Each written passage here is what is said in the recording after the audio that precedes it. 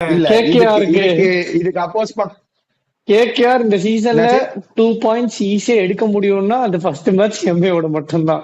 கடைசி ஆமா 13 வருஷமா ஃபர்ஸ்ட் மேட்ச் ஜெயிச்சதே இல்ல எம்ஐ. இந்த 13 மேட்ச் லாஸ்ட் வந்து மாத்தி எழுதுறதுக்கான ஒரு நல்ல ஆப்ஷன் மும்பைக்கு இதுதான். ஏன்னா இதை விட ஒரு மொக்க டீம் கிடைக்காது அவங்களுக்கு. எம்ஐ டீம் வந்து ரொம்ப பவர்ஃபுல்லா இருக்காங்க இந்த டைம். ஸ்டாட்டிஸ்டிக்ஸ் படி இது வந்து எம்ஐக்கு ஃபேவரபிளா தான் இருக்கு. ரோஹித் சர்மாக்கு தான் கேகேஆருக்கு அகேன்ஸ்டா most man of the matches அவார்ட்ஸும் இருக்கு. ரோஹித் மோர் தென் 1K அடிச்சிருக்கான் against KKR at an average of 40. Sunil Narine ரோஹித்க்கு நல்லா போட்டிருக்கான். 7 டைம்ஸ் அவுட் பண்ணிருக்கான். அந்த ஆவரேஜ் ஆஃப் 20 தான் ரோஹித்க்கு. ஆனா வருண் சக்கரவர்த்தி கிட்ட ரோஹித் அவுட் ஆனதே இல்ல ஐபிஎல்ல. நரைன் வர்சஸ் சூர்யா மேட்சப் இது வரைக்கும் நடக்காத மேட்சப். இது வரைக்கும் ஒரு வாட்டி கூட சூர்யா அவுட் ஆனதே இல்ல நரைன் கிட்ட. 70 பால் ஆடி இருக்கான். நரைனோட worst மேட்சப் இது. ஏன்னா நரைன் 70 பால் போட்டு விக்கெட் எடுக்காம இருந்ததே இல்ல யாரையும்.